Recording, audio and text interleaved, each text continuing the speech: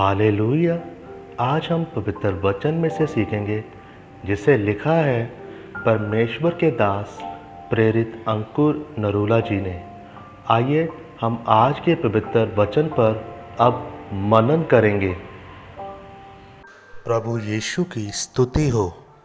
God bless you. परमेश्वर के वचनों के अनुसार चलें, जैसा कि इफिसियों 5 उसके 22 से 25 में लिखा, हे पत्नियों अपने पति के ऐसे अधीन रहो जैसे प्रभु के। हे पतियों अपनी अपनी पत्नी से प्रेम रखो, जैसा मसीह ने भी कलीसिया से प्रेम करके अपने आप को उसके लिए दे दिया। मेरे प्रियो, इस दुनिया में कुछ लोग चर्च नहीं आते क्योंकि उनको लगता है कि चर्च एक धार्मिक स्थान है। यहाँ पर सिर्फ यीशु मसीह के बारे में बताया जाता है, लेकिन चर्च एक ऐसा स्थान है यहाँ पर आपके जीवन निर्वाह के बारे में बताया जाता है।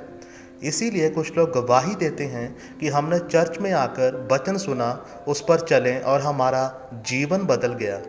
मेरे प्रियो, परमेश्वर का वचन कहता है जिसने स्त्री विवाह किया यहोवा का अनुग्रह उस पर हुआ। लेकिन जब एक हीरा कोयले की खादान में से निकाला जाता है तो वह पत्थर की तरह दिखता है। फिर जब उसे फैक्ट्री में भेजा जाता है और तराशा जाता है, उसे पॉलिश किया जाता है, उसके बाद ही वह प्रयोग में आता है। इसी तरह से जब आपकी शादी होती है तो आपको कच्चा हीरा दिया जाता है।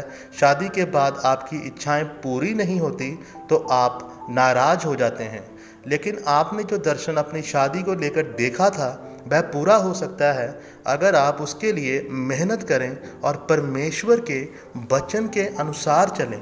परमेश्वर का वचन कहता है कि हे नारी, अपने पिता के घर को भूल कर अपने पति के घर को याद रख, तब राजा तेरा पति तेरे रूप की चाह करेगा। लेकिन जो स्त्री हमेशा अपने माता पिता के घर के बारे में ही चर्चा करती रहती है, उसकी अपने पति के साथ कभी नहीं बन सकती, क्योंकि परमेश्वर ने कहा है कि अपने पति के अधीन रह। आज अगर हम दुनिया के सबसे अधिक आशीषित लोगों को देखें तो वह वो लोग हैं जिन्होंने अपना जीवन बाइबल के वचनों के अनुसार चलाया और जिनकी पत्नियां हमेशा उनके साथ रही।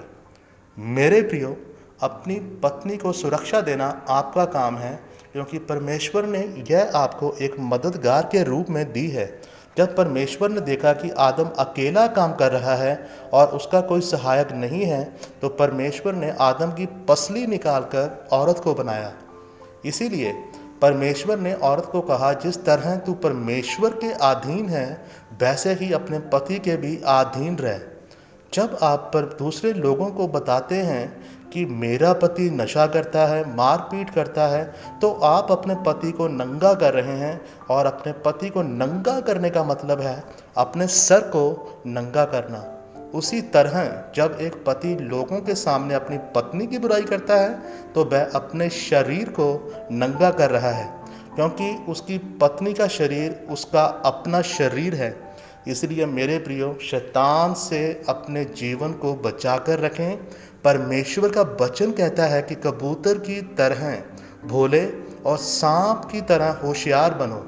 अपने जीवन को प्रार्थना और वचनों पर चलने से मजबूत बनाएं और सुरक्षित रहकर आशीषित जीवन जिएं।